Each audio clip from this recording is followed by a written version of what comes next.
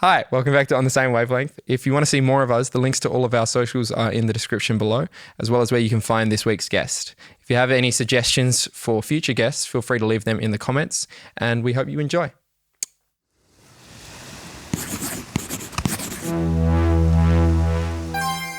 This week we're going to be talking to Neal.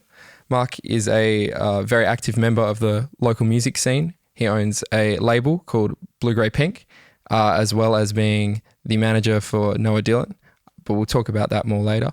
For now, we're going to show you a little snippet from his band, Odlaw, and their song. We love playing in the city. We love playing in the city. So we'll check that out now, and we hope you enjoy it. How's it going, mate?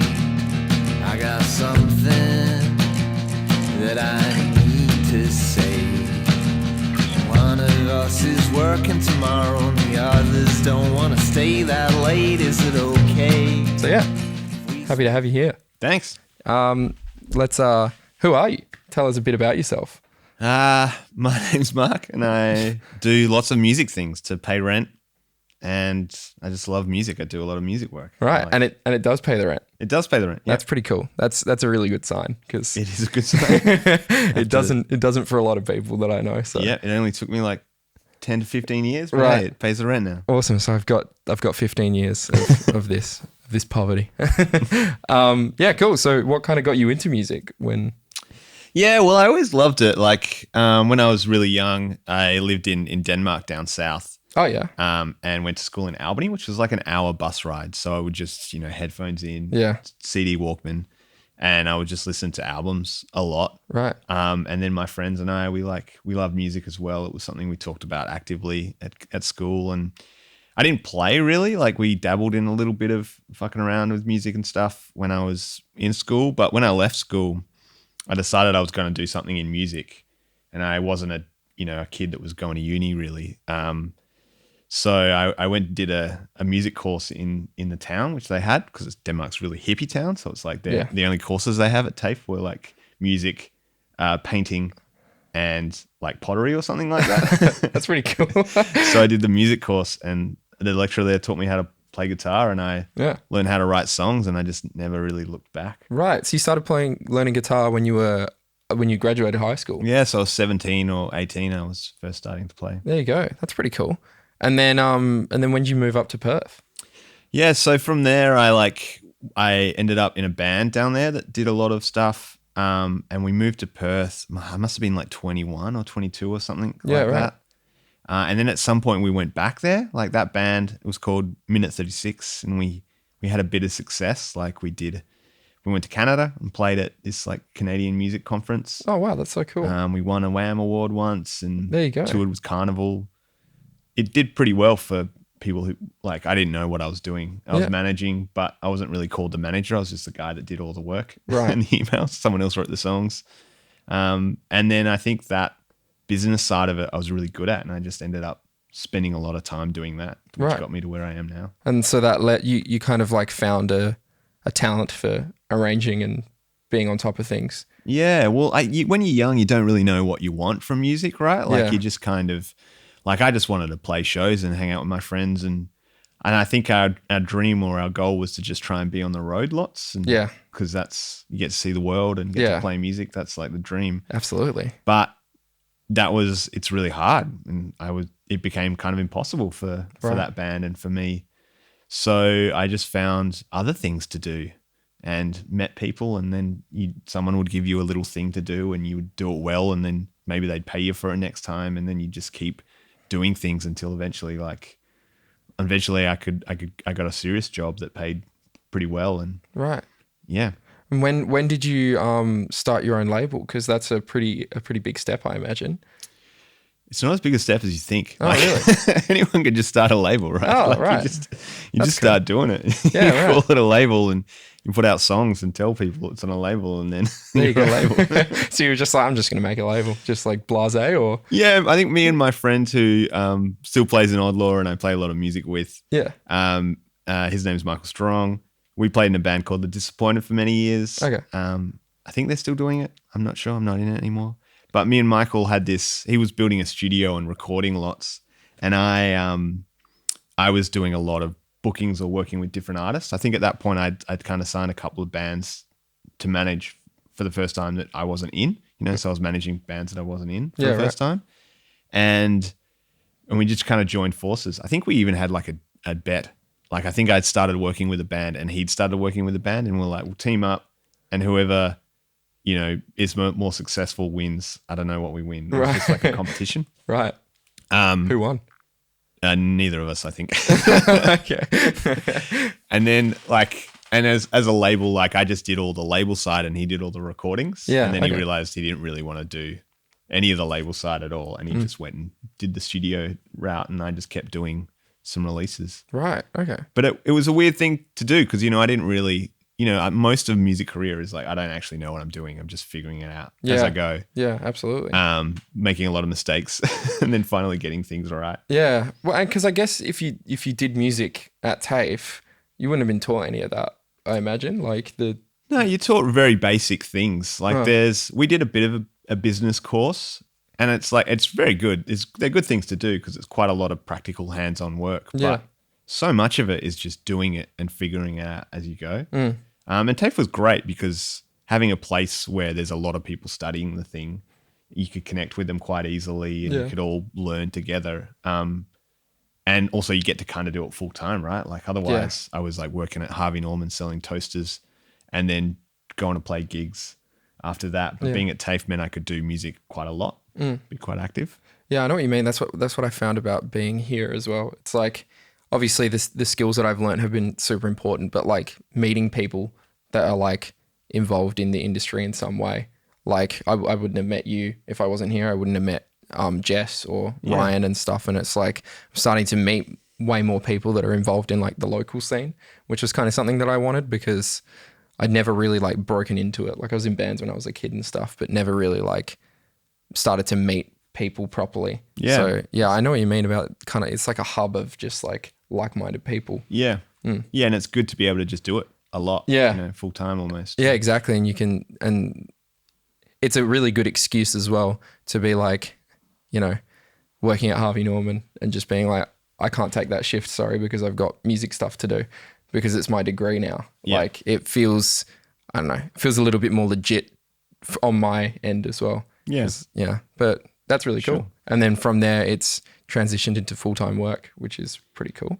Yeah. And I mean, it's strange. Like this industry's strange. And the Blue, Grey, Pink encompasses everything I have in the sense that it's an ABN number and all my invoices go through there. But the most of my income comes from bookings. Like I don't make anything from the label. I mostly just invest time. Oh, okay. I don't spend a lot on it. Like we don't front recordings for artists, Right. sort of thing like traditional labels do. We just support I'll offer my time as like for marketing or, helping them navigate how to release schedules and stuff like that. So sometimes it's like kind of like management, sometimes it's more publicity. And it's just they're part of the family kind of thing. Right. That's really cool. So how does it tend to work? Do people reach out to you, or do you kind of like, if you're doing a lot of booking and stuff, does it tend to start like that people end up getting involved in your label? Or? Yeah, it's very much like just people that I know, and from playing and seeing them play, and like someone like Jess who you interviewed. Yep. I've watched her develop a lot over several years. When I have a songwriters club that I run, that's been running for I think 7 or 8 years or something now. Started in Mount Lawley, now it's in Leederville every Tuesday night. And there's like 4 songwriters every week, so I meet a lot of songwriters through there. Yeah, that's cool. And I met Noah through there. Right. I've just started working with Angie Coleman. I met Angie through there. That's awesome. And so, yeah, Jess was someone who I watched and was like, she's great. She's so good. I loved her songs. And then at some point, we talked enough that I was like, I'm going to help. Let me help. So she became part of the label family. Awesome. And I, just help her do releases. Yeah. She runs her own project, sorts out all her own recording. And, like this last one, I think I helped a lot more in like the artwork stuff, just because linking her up with people and getting that booked in. Yeah. And then I did the publicity for it all, but for the most part, she manages her own career, Yeah, right. So it's like a hands-off more approach where you're like kind of just guiding people in a way. Yeah. And I think that's like someone like Jess, it feels like that's all she needs. Right? Yeah, She's doing great on her own. Mm. The more bands and artists need to manage their own careers, like you don't just write songs and give it to someone and not be part of the whole process. They are part of every process. You know? Definitely. When we talk about like Noah Dillon, I think of what we do is more, you know, I'm the manager, but it's like co-management, you know, like it's his business and I'm just kind of doing a lot of the admin stuff. He's really deciding what he wants to do and what direction he's going. Oh, right. So, you know, someone like Jess, she doesn't need a full-time manager. She needs just a couple of guidance every now and again, but she's really building her own pathway. That's so I just cool. get to be part of it. Yeah, that's awesome. That must be really like, I guess, quite satisfying to watch as well from the sidelines in a degree, in a way, where you're kind of like seeing her grow and develop, and you're like, it would be really cool to be a part of that. Yeah, like, it's awesome. I love it. Yeah, because it doesn't make me any money really. So it's something that I'm just really passionate about, being able to help artists do that. Yeah, that's awesome. So I just make time and keep it going. And I guess I get to call it a label rather than a booking company or something. Yeah, label has a bit of like distinction about it. Like I hear label, I'm like, oh wow, that's very impressive. Yeah, exactly. Like anyone can start one. I'm like, oh, okay. I'm disillusioned now to labels, but yeah. Well, I wanted to talk to you more about Noah Dillon because he's got a tour coming up, and that's all I imagine very exciting for both of you guys. Very exciting. Yeah. How has that kind of like evolved? Like if you met him through the Songwriters Club, from there to now, with him being like, you know, taking a national tour and stuff, and I hear him on the radio like almost every time I listen to it. And it's like, that must be such a huge leap for both of you guys. How are you finding it? I'm loving it. And it's a massive leap. Like, you know, I think I mentioned, I've always wanted to do management. Like I love that, working with an artist kind of thing. So the label is a way for me to do that a little bit, but getting to meet someone like Noah who is just so incredibly talented and smart and on every level. And working with him really closely is amazing. And we've been like, a lot of it's luck, but also it's just that Noah is so good. You know, he's got everything that works and understands it so well. He's so smart. And it's been amazing. Like I got shut down during COVID, like a lot of people did. And I had no idea where my income was going to come from. Yeah. And lost like every contract I had basically. Shit, that must have been scary. It's pretty terrifying. Yeah. But it was also a weird thing because every manager was in the same boat. Right. The government handouts were, you know, life-saving. Yeah. And it meant that I just did Noah for for a little while. Yeah. Which timing-wise was perfect. Like he just seemed to we released songs that just suddenly, you know, before that kind of weird break, right? We'd done a big sound where we flew to Brisbane and he was touring a bit and we were trying to like build that national audience. And he put out an EP and like was doing really well in Perth. We could do around 200 to 300 people kind of thing. Yeah.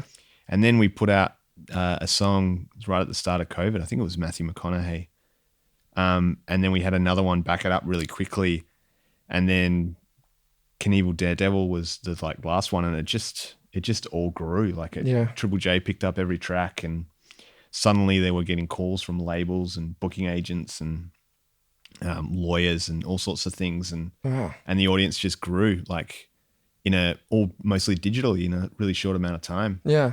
And that process has been amazing. Like in 2 years, he's gone from kind of breaking through and doing really well on his own to having a full team behind him, and now we're doing our biggest tour ever. And it's cool. That's amazing. That must be such a it's kind of like the best of a bad situation with COVID, because I'm glad that it worked out that way, because it must have been pretty terrifying. Yeah, me too. I mean, it couldn't have worked out better for me because he's taken me to another level on management that I've never been to before, and as an artist, he gets to go there, and I get to go there with him, and it just makes us all better. Yeah, you know, that's really cool. I'm excited for the tour as well to see it. Like I'm not going to any of his shows, but just I've been following Noah a bit myself, just listening to his music because I like it, and awesome. It's cool to see him growing as an artist as well. And I'm excited for what's to come because all things considered, he's still, as you said, 2 years ago, is when the ball started to really like roll. And so there's a lot more to come, I think. Yeah. Which is, And I mean, we're putting out his first album this year through a due process, which are Universal, so like a major label kind of thing. And it's an amazing album. I'm so excited for everyone to hear it. Yeah. It's like one of the best things I've ever heard. And it still all feels like just the beginning for Noah, you know? Yeah. He's just so good. And like, he just has this understanding that other artists I don't think have, you know, like he's so charming and lovely and just an awesome human to be around, which is like really helpful. And then he's also so talented at connecting with people like on this like one-on-one level or in a big crowd in a big room. And then as a performer, he's just got better and better. Like it's amazing. You don't see artists like that very often. I feel very lucky that I get to work with him. Yeah, absolutely. But I mean, you mentioned luck before as well, but I feel like you kind of make your own luck in a way. Like I think, as you said, doing jobs and doing them well is kind of what led you to where you are now. So I'm sure it was more than just luck that led you to work with him. So yeah, I feel like it was 10 years of mistakes to get to the right point. Yeah, but mistakes that led to something cool. Yeah. And you've got your own radio show as well. Yeah, I'm part of the RTRFM community. Yeah. So I do 3 hours of new music every Tuesday. That's cool. Which is really fun.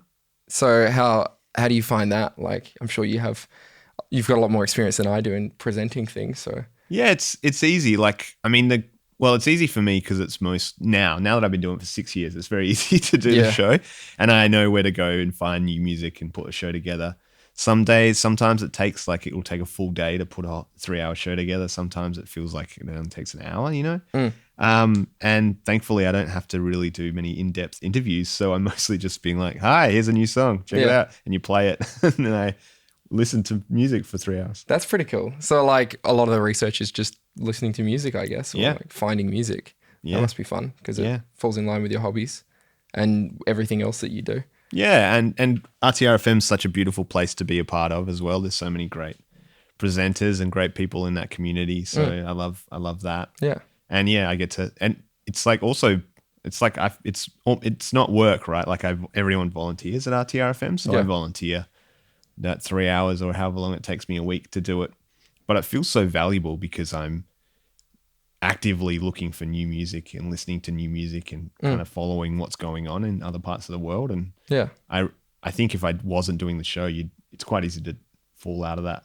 Absolutely. That cycle, you know? I feel like it's really easy. Like one thing I've had to really start doing lately is like prioritizing listening to new stuff, because I feel like it's really easy to just fall into the habit of listening to the same albums that you've always liked. Yeah. And fall out of touch quite quickly with especially these days, right? Like I feel like I love RTR, and so I listen to RTR a lot, and it's a great way to be introduced to different stuff. But on my Spotify, like algorithms are terrible. Like they're just suggesting the same thing over and over again. And I'm like, come on, Spotify, challenge me. Give me something I haven't heard before that's really unique. Well, I remember like a couple years ago, they had like a taste breakers type thing, which was like, they did, because you know how there's like Spotify Wrapped. They did that, and then based on like your top 100 songs, they gave you 100 that were meant to challenge you and stuff. Oh, right. But I didn't really find that it did. Like when I listened to them, it was just like, to me, it was just like, this is just artists in the same like genre that I listen to. Yeah. So it's just like, it feels like it's more of like, if you liked that, you'll like this. Yeah. As opposed to like, here's something different. So yeah, I think Spotify isn't the best place to go for that necessarily. No, I don't think so either. I think, and that's just because of that algorithm setup, which is actually a pretty great thing and is probably a good thing for a lot of people, but not for me. Yeah, that's very fair. Cool. Well, we might take a break there. That feels like a good time. So we'll see you in a sec. All right, we're back. I never know how to reintroduce after the break because no time has passed. It's just for us. So I'm just kind of like, we're back. Nothing really happened. I did spill my water. But that's not particularly interesting. Maybe we should have changed outfits or something. Yeah, no, maybe there was like a little golden hat in like the prop room. Maybe I should have popped that on. That would have been, yeah. And like a Hawaiian shirt. I don't know. I feel like. But what is interesting is Odlaw, your band. So we've talked a lot about stuff you've done for other people, but we haven't really talked about your own stuff as much. Yeah. Because you are in a band and you guys have 3 albums. So, and 2 of them are names that we can both say, but one of them is very long. So it's hard to remember. But yeah, tell us about your band. Like, I want to know more about Odlaw. Yeah, cool. Odlaw's strange. Like, Odlaw's awesome, actually. Like, it's in a really good position now, and I really like it. But it's a funny thing, right? Like, being someone who is considerably more successful as a music industry person who also plays music, quite unsuccessfully. I wouldn't say that. You guys are nominated for a Wham. Yeah, that's very true. We've had some nice accolades like that. Yeah. But it's been a real weird rocky road for me as a songwriter. Like, I feel like, especially when I like compare what I do to someone like Noah Dillon, I'm like, oh, yep, that's what works. Right. What I do, not so much, but I still like it and still want to do it. So Odlaw's like, it's like my hobby thing in music, really. Like, I try not to spend too much money on it. I do it very casually. But in saying that, it's been around for a long time and we've now done 3 albums, which is pretty wild. That's cool. But it started like when I first started playing, I was like a singer-songwriter acoustic thing. And then I became the guy in the band that just plays guitar for a long time. Yeah. And I started Odlaw with a friend as a duo thing, actually. And then he left and it just became my band. And I tried really hard for one album, like spent a fortune recording it and toured it and tried to put it out and be a real, tried to really have a go at it. And I just was crushed, kind of thing. Like, it didn't go as well as I expected. Spent so much money and it was like, this is not feasible. I can't. So I kind of I actually fully gave up on it. Like, I was like, all right, put out one album. It was pretty good. It sounds okay. There's some songs I like, some songs I hate, as probably anyone who writes music does. Yeah. And then at some point I came back to writing music again and working with my friend Michael, who I started the label with, and then he quit and made his studio. And I was like, I write a lot on my own, at home, just on an acoustic guitar. And so I have a lot of songs. And I just would bring him these songs and I'd play it and then start adding bits, So it was just me and him and recording it, that second album. And then I got extra people on for certain things, but mostly it's just me and him writing and recording the whole thing. And it worked really well and Michael didn't charge much money. And then I put that album out and people kind of liked it or actually responded to it pretty well, better than I expected, Yeah. I kind of just did it because I was like, I want to make music. I want to put music out. Yeah. I don't really expect anyone to care about it at all, but people liked it. So I put a band together and then I did another album kind of the same way. That's cool. It's interesting to hear that like your first album didn't go very well for you, like not as you'd planned. I just put too many expectations on it, Yeah, that's what I was going to say. It sounds like when you kind of just were like, I'm going to do this because I like it, because I want to, it kind of like started to go better. Yeah, definitely. And letting go of kind of trying to be a serious band was kind of a big thing for me. Yeah. Like, especially being someone that, theoretically I'm like, I know how to do a good show. I've seen them. I've been part of them. I know how to make an event that works, getting the right dates and making sure that you can get enough attendees and how to kind of spread the word. But if the music doesn't connect, then it doesn't really work. Yeah. I feel like that's the thing. Like, everyone, no matter how good at the industry side of it you are, if the music doesn't connect, it's not gonna be a big show. Yeah. And sometimes it can be that kind of like lightning in a bottle type situation where it's just like everything just works out really well and then it propels from there. But like, I guess if that doesn't happen, it can be, I imagine it is quite crushing, like soul crushing to feel that. Yeah, definitely. Especially after investing a lot into it. I think when you're a young artist, you don't know. You just kind of like, oh, all right, well, we'll try this. And you keep kind of trying different things for a while. And it takes a long time to realize that you just haven't found your audience. Not necessarily that you're bad, but you just haven't found them. Yeah, of course. but maybe once you've been doing it for a while, it's like instantly, it's like, oh wow, we're shit. maybe, but yeah. I mean, it sounds like things are continuing to improve and get better. Yeah, well, once I let go of it being serious, well, maybe not serious, but once I let go of the dream of touring the world or something like that, and just enjoying the moments, like it's so much more. It's such a better experience all around. Like, yeah. And so, yeah, now's a really great time because I've got 10 people in the band, including me. Oh, wow. At the moment. So it's just like heaps of friends on stage. I didn't realize there was that many people in the band. There's a lot of people. Right. We haven't even done a show as a full 10 piece because someone got COVID earlier in the year. So we had to cut them. There's someone had COVID the other week when we played a gig. So it never ends. But thankfully there's 10 of you, so you can just sub out a couple without it being an issue.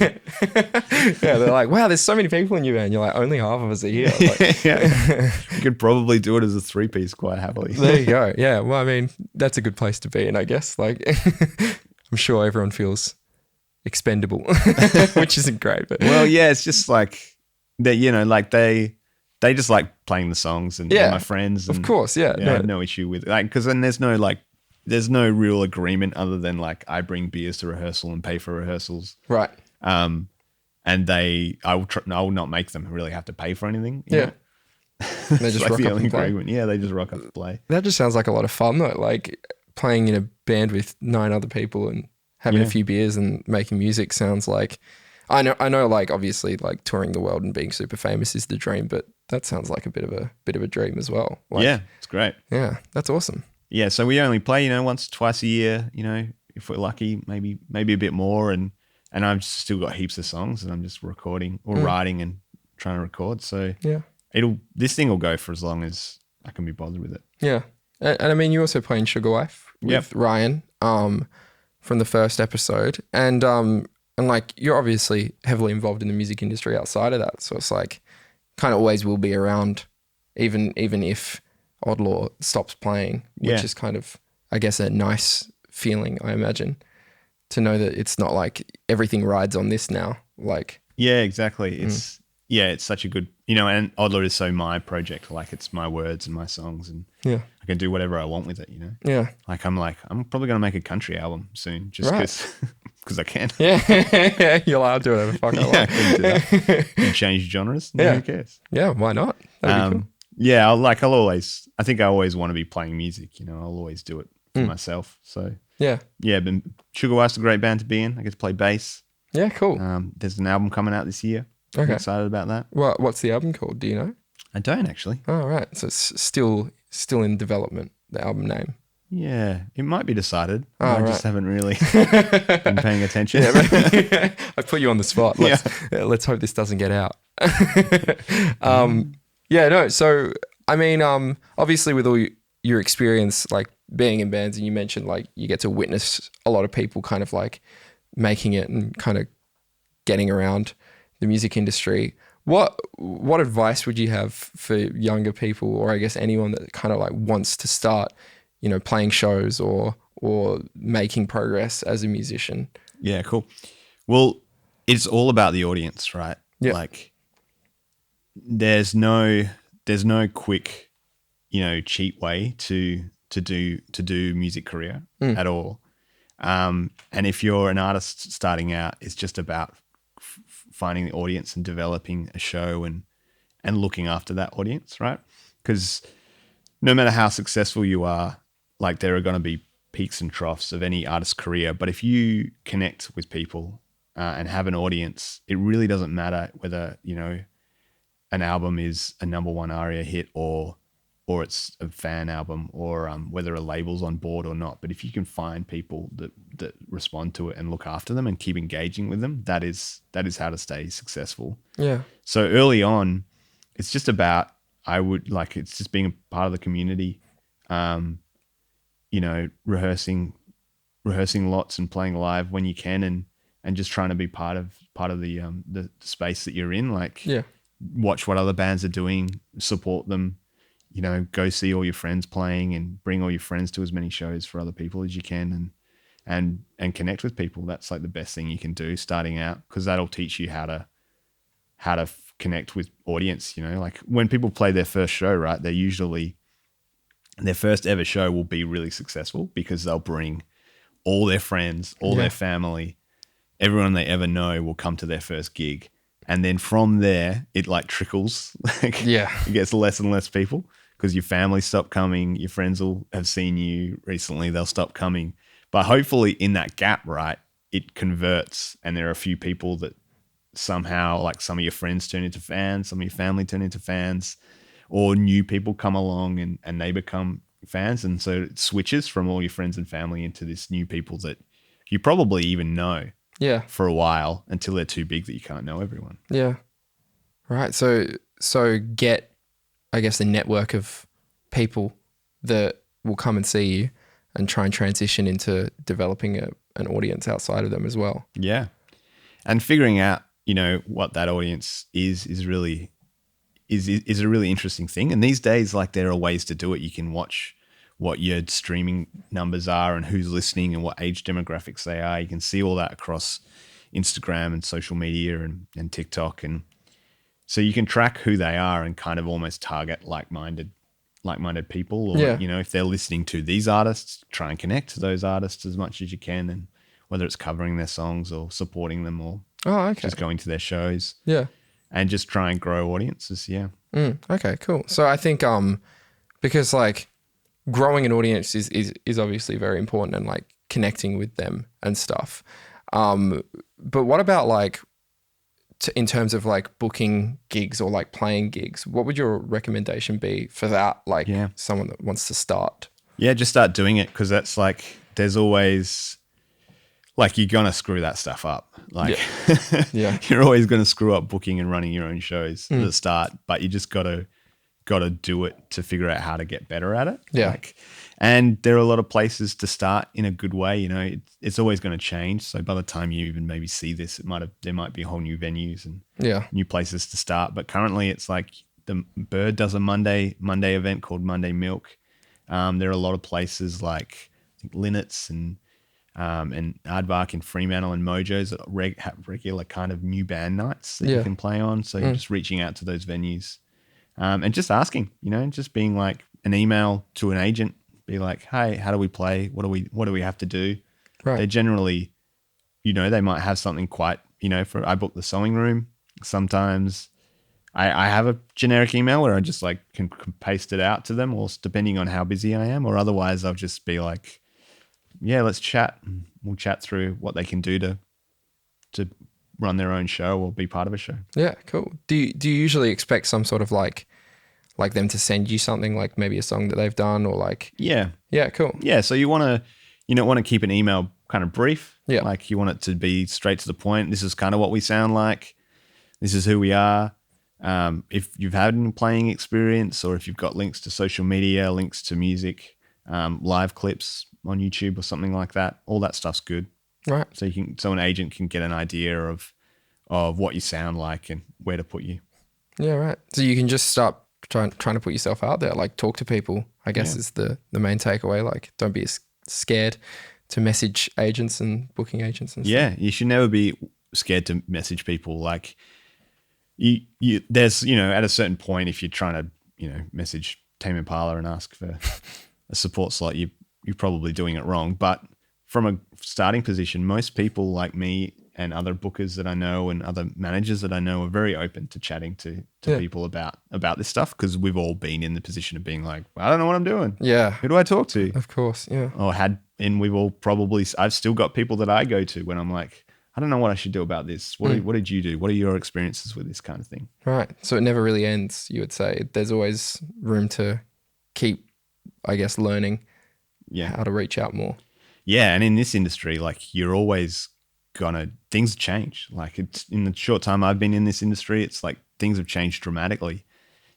So you got to be adapting and evolving as an operator, and, you know, be aware that things are going to change and there's going to be a new crowd come through and there's going to be new bands. And yeah, awesome. Well, thank you so much. That feels like very poignant advice, I think. I know as someone that's like tried to get involved in the music industry and stuff, my biggest fear was just like a barrier for entry, I guess, where I'd kind of made this non-existent, like, I can't message people. How could I? Like, I've got nothing to offer. But like, yeah, I guess it's heartening for me to hear that it's as simple as just reaching out, in a sense that don't be intimidated. Yeah. I guess. Because for the most part, most music people are kind of just like you and me. You know? Like, yeah, of course. Yeah. kind of probably, for me, it was like I was super shy and awkward when I started out. So if someone's super shy and awkward now, I'm like, yep, I know that feeling. Yeah. That's awesome. Well, yeah, thank you very much for coming on as well. It's been a pleasure to talk to you. And Thanks for having me. Yeah, no, I really appreciate it. Just before we go, where can people find you if they want, to potentially reach out to you in any way? Yeah, cool. Well, everything I do is on the Blue Grey Pink website. Yep. And there's a contact form on there as well. And my email is on there. Is that just bluegreypink.com? Or? Yeah, it's mark@bluegreypink.com is my email. Cool. Yeah, and then, it kind of links to everything. If you're looking for gigs through the Sewing Room or the Songwriters Clubs, they all have social media and websites as well. Yeah, cool. And where can people see Odlaw if they're interested? I don't have another gig booked. Right. Okay. So I don't know yet. Gigs Soon. pending. Yeah. All right. Well, awesome. Thank you very much. Cheers.